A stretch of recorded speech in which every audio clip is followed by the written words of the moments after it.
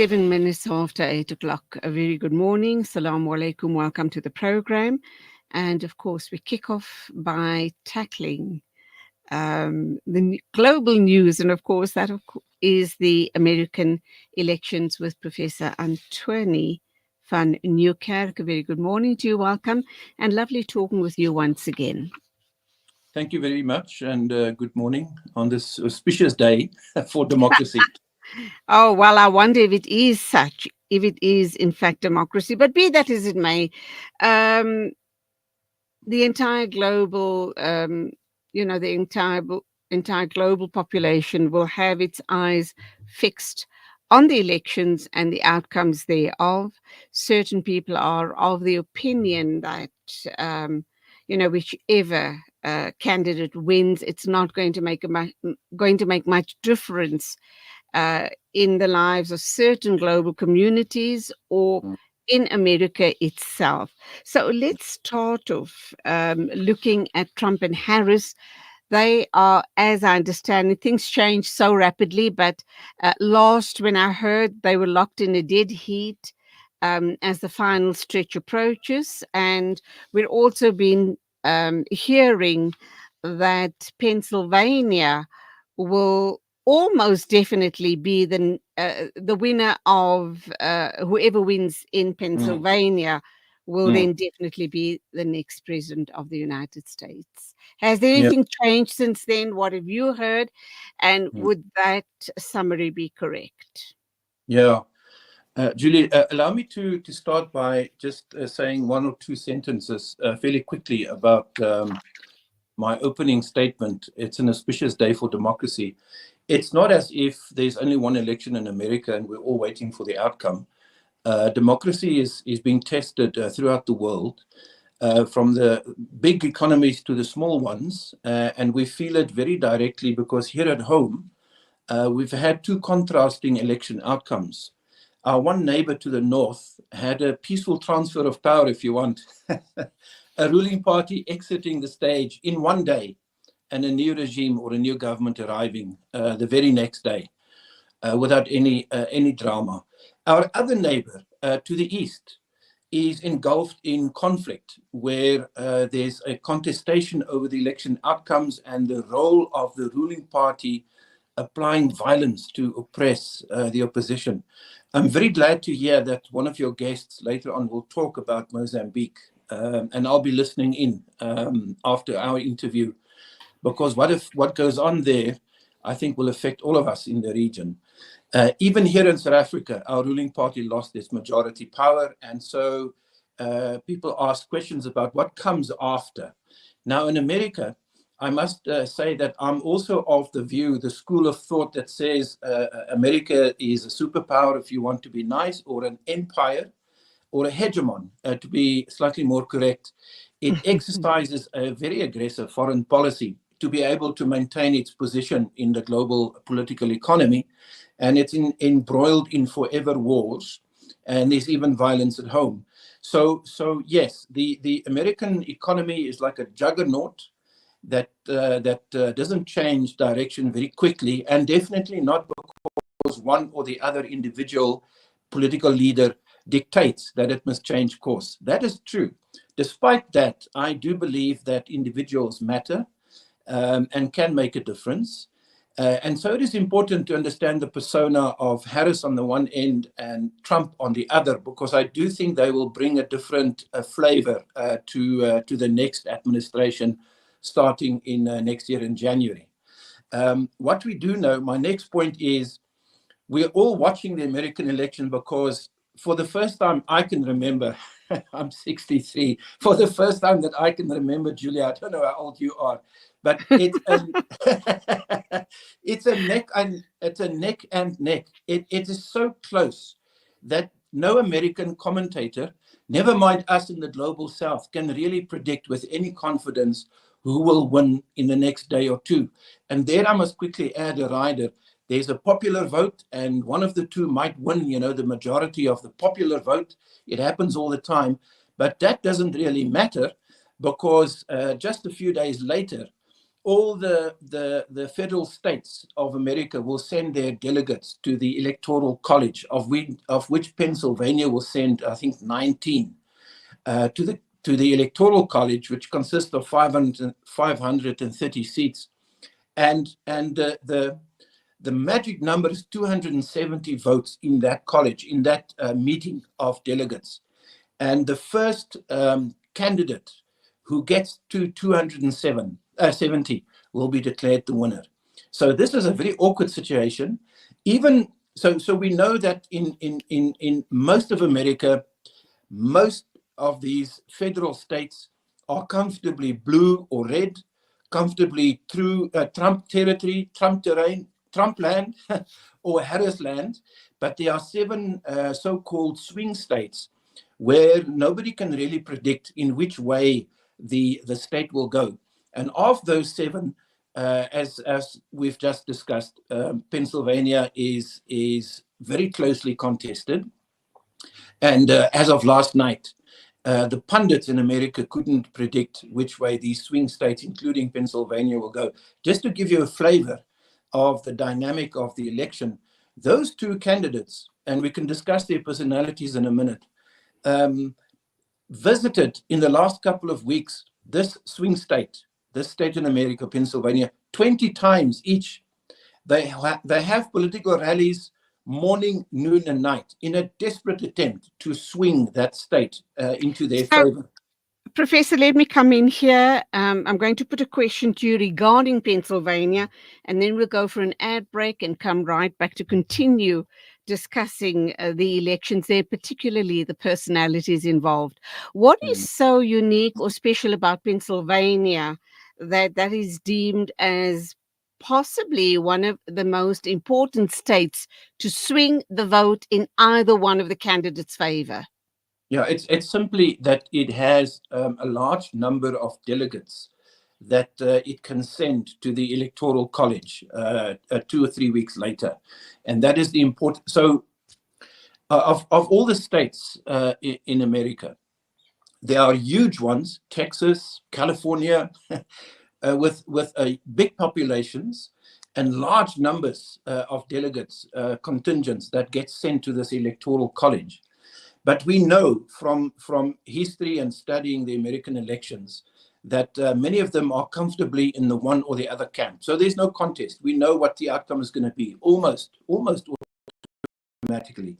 But in those 7 swing states, in those 7 states in America, there are dynamics that is peculiar to those 7, and it's difficult to predict which way it will go. And of those 7, Pennsylvania is prominent. It stands out. Everybody's focusing there. It's very dynamic. And whoever wins that state, Kamala or Trump, will be able then to count on the 19 representatives that the state will send to the Electoral College, because that's going to give them a big boost in getting to that magic number, which is 270. We're going to discuss the Electoral College as well, because that's pretty unique to the United States. Other countries around the world don't operate politically in that manner. And just to also tell you that we have been talking here on Salam Media about the elections in Botswana and Mozambique. And as you rightly say, if the violence doesn't, settle down in Mozambique, we here in South Africa are going to, we're definitely going to have feel those repercussions, and it is very, very worrying. But perhaps we'll talk about that in another interview. So let's go for our ad break. Come back to you. Talk about these personalities and also what the electoral college is all about, just to give our viewers a clearer understanding as to how the United States elections actually work.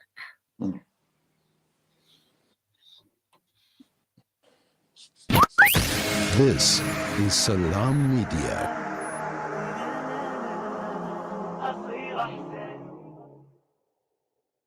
After the recent attacks on Gaza, many families have been displaced, with their homes left destroyed. Through your donations, our teams are on the ground in Gaza, providing support and delivering necessary aid to families affected. The people of Gaza need your help. Give hope. Donate today to Penny Appeal South Africa. www.pennyappeal.org.za 031 1100 573. We are here on the ground with Penny Appeal organizations in Gaza. You know, it's a wonder how kids get anything done these days with all the distractions.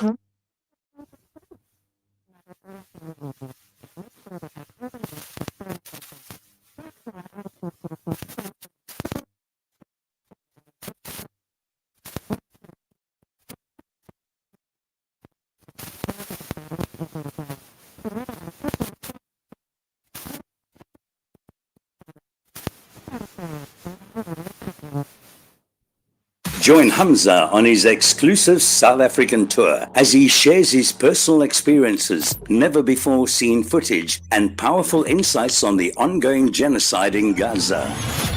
This house I'm standing on is completely destroyed. This war should stop. These 5 houses was full of civilians. We are here in the middle of a Zahra neighborhood. People gathering here, trying to help people. The whole neighborhood is already destroyed. This is more than just a talk.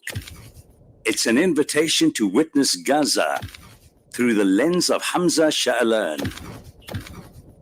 Don't miss this opportunity to meet the photojournalist who brought Gaza's pain and perseverance to the world in its darkest moments. Hamza Sha'alan, Rafah border, Gaza. Follow Salam Media on social media pages for more on this tour and be part of the conversation.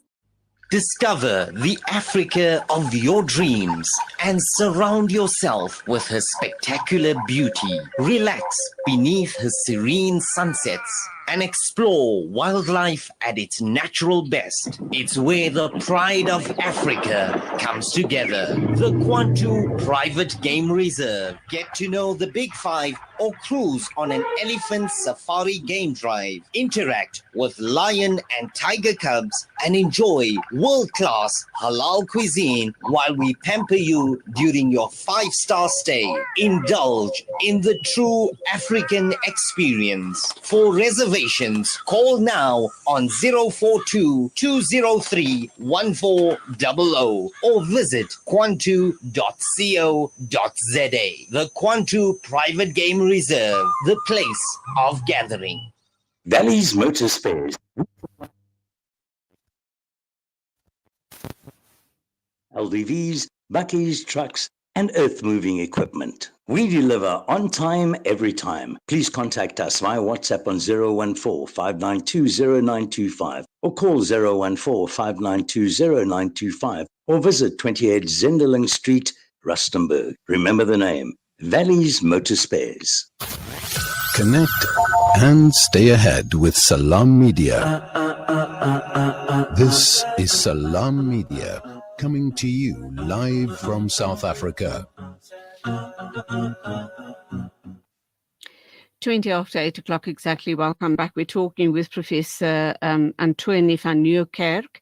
He's the Professor of International and Diplomacy Studies at Unisa, and we are, of course, talking about the American elections, and we're going to focus particularly on the personalities of the two candidates. And I kind of wonder, Professor, do personalities play a big role in the choosing of candidates, in people then wanting to cast their votes for a particular candidate, given that we have Kamala Harris, who's extremely eloquent, polished, and very, very well groomed, well spoken. She comes from a very strong legal background, whereas Donald Trump, he's a billionaire in his own right, but as crass as you possibly can get. He's uncouth. He's unbelievable.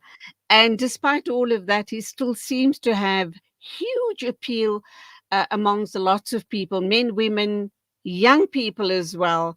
And I kind of wonder, what is the attraction there between these two very different personalities? Also taking into account that we have a black woman as the candidate and a white male, a white supremacist male. And how does this go down with the American public? Yeah, These are really fascinating questions, and I think some of us are obsessed with the American election because of these contrasting personalities. So let me start by saying that individuals matter, but not always, but sometimes they can play an important role. Remember John F. Kennedy. I won't go on a history tour, but just remember John F. Kennedy when missiles were discovered in Cuba, in the Americans' backyard. Kennedy led a process of negotiation with Khrushchev of the Soviet Union and Fidel Castro, who was actually marginalized in the process. And he had to make a decision of what to do with what appeared to be nuclear-tipped missiles in his backyard. And that brought the world very close to a nuclear confrontation. And the way that Kennedy, because of his style, his personality, and him and his brother, they were able to find a way out of this conundrum, and all sides stepped down. But I think he was killed for that, by the way, shortly thereafter. American presidents also can't prevent the juggernaut, which is controlled by the deep state, from doing its own thing. A successive generation of presidents couldn't get America out of Vietnam, for example, and I think it continues to this day. I think presidents are unable to extricate America from the forever wars. The participation or the withdrawal of American military in parts of the world is determined not by the president, by others. So maybe that's a discussion for another day.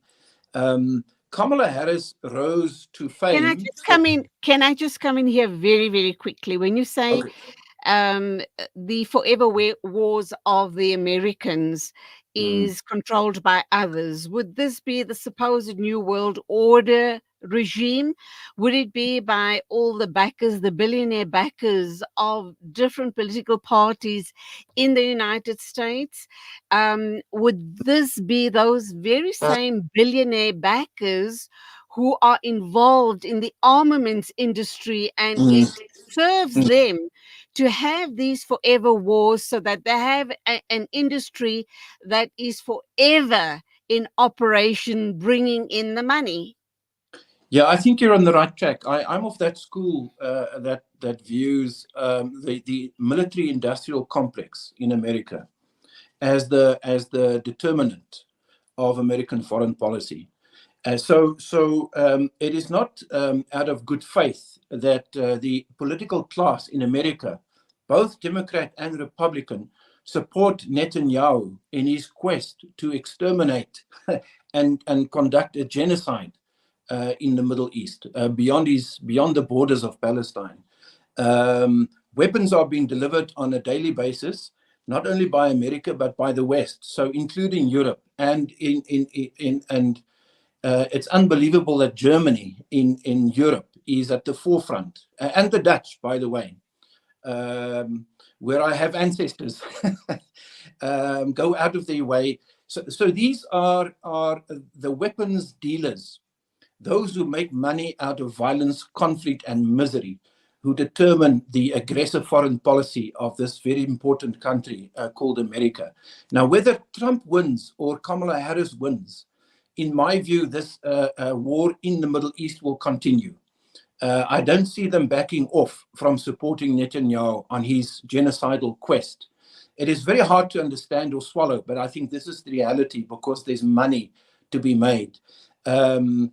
Ukraine might be slightly different. And Trump is an unpredictable person, kind of a bully behavior. He might just phone Zelensky and say, I'm not going to continue to give you money and weapons because I can't see how you're going to pay us back in the 100 years. We will stop this war. We don't think it's worth it. We've humiliated Russia enough and put it on the back burner, enough for me to focus on the real enemy, the perceived enemy, says Trump, which is China. That's where the real battle will be in coming years. Kamala Harris will continue with the Biden or the Democrat tradition of talking left and walking right, if you want, pretending to talk peace, but at the same time, on the very next minute, to say that our support for Netanyahu and our allies in the Middle East and elsewhere in the world is ironclad. So we will continue. America is the world's biggest arms dealer. And so you have to understand the presidential election through those lenses, Julie. Sad to say, and millions of lives are being lost, and we can see what the situation's like in the Middle East. And it seems as if there's going to be, in the near future, a geopolitical instability rising up in the Middle East. Having said that, let's look at these two personalities. And I guess what you're telling me and what I read between the lines and what I have been right from the beginning of these elections, it really doesn't matter who wins the elections. I don't think it's going to make that much of a difference. Domestically, though, it seems as if Kamala Harris has won the hearts of women because of a whole host of issues. I think the issue around abortion rights, the issue around possibly young people being employed. She promises jobs, she promises housing, she's promising that all of those issues will be addressed, that the cost of living will come down. Trump, on the other hand, seems to be more gung-ho and more macho and aggressive regarding foreign policy is concerned. Am I reading it correctly? Yeah, I would go along with your analysis. I think you're correct. I mean, obviously a student of America, I realize now. So, not at all. So aren't we all? Yeah. No, it's important to understand the dynamics because, you know, as you point out, Julie, I mean, without getting emotional, millions of people's lives are at stake depending on how America moves in the next couple of years. So it's important to understand what drives those personalities. I looked at the closing speeches of the two candidates yesterday, and there's a marked difference. So if we zoom out of foreign and we come a bit closer to America, domestic politics, Kamala Harris has matured in a couple of weeks and a couple of months since her party chose her to lead the charge after it became apparent that Biden was losing, how do we say this politely? He's losing his mind, or absolutely going to dementia, sadly. Yeah. And by the way, he's completely out of the picture. I think they've parked him in the back room. Remember, he's the president of America until January. So Kamala Harris has we sneered at the beginning because she's got this funny laugh, and people joked about this, and she didn't seem to have much of an idea of policy, but she's got a smart team around her, and she's exploiting the gap in politics, which is she's a woman, she's black, or at least not white. She speaks with confidence, and her message to the American people is, I want to be inclusive, and I want to draw on the talents of everybody to allow opportunities for America to forge ahead, to rebuild the economy, to recreate social cohesion, which very sadly is lacking in America. It's a very, very divided and violent society. And I think she's quite successful in the way that she portrays this kind of GNU type message, Julie.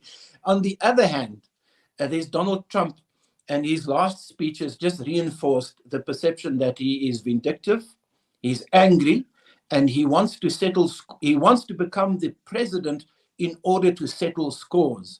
He has not forgiven his opponents, the Democrats, for losing the previous election, which he thinks was stolen. And he also hates Kamala Harris, liberal, socialist, communist, woke. This is how he describes her. And he says she's breaking our traditional values. When people vote for me, says Trump, I will restore the dignity of the traditions of America. So he speaks to a very specific audience in America, particularly white males, but he also reaches out to all those who are disaffected.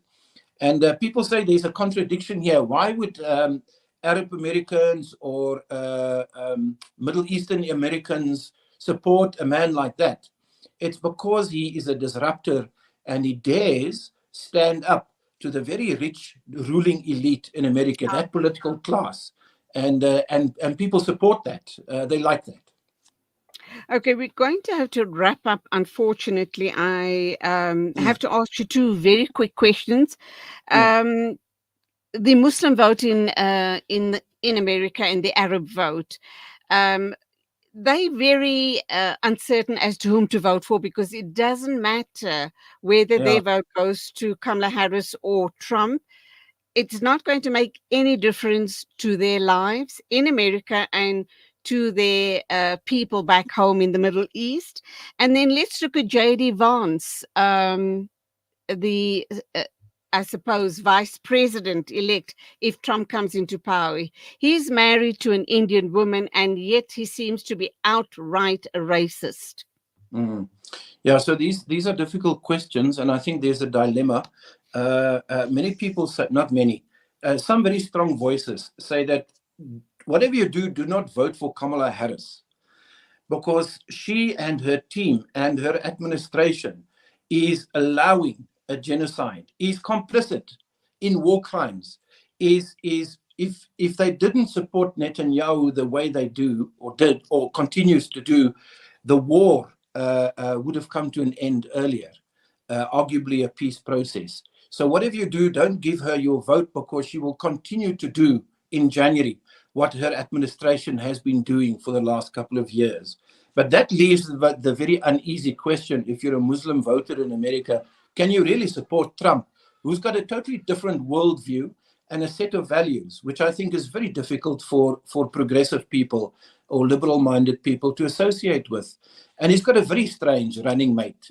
Indeed, you point out that he should be sensitive and sensitized and understand a bit better as a white man what it takes to survive in that political climate. Yet he is infused with a radical right worldview, probably worse than Trump, because Absolutely.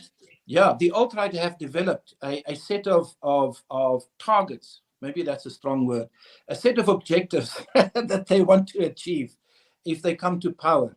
And it's really to restore the status quo ante.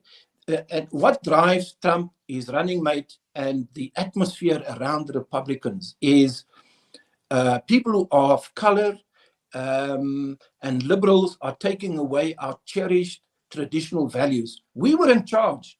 You see this with Afrikaner men, mostly. We were in charge. How dare you take this away from us? You're going to make a mess of things. And we're superior. We're superior. Okay, we've just lost Professor Anthoni van Nieuwkerk regarding our interview, but I can see my controller is very, very happy, jumping up and down with joy, because we've got to go for our ad break, and then the next guest is on standby. We do apologize for that. We are here in the middle of a Zahra neighborhood. The whole neighborhood is already destroyed. More than 17 towers are down.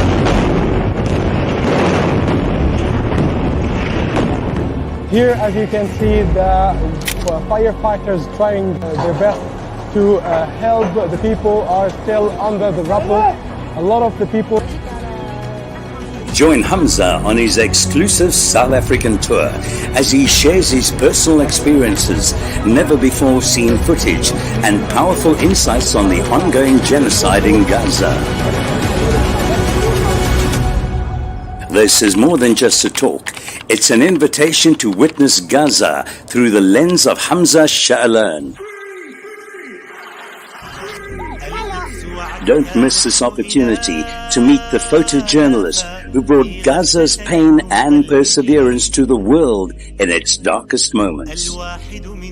Follow Salam Media on social media pages.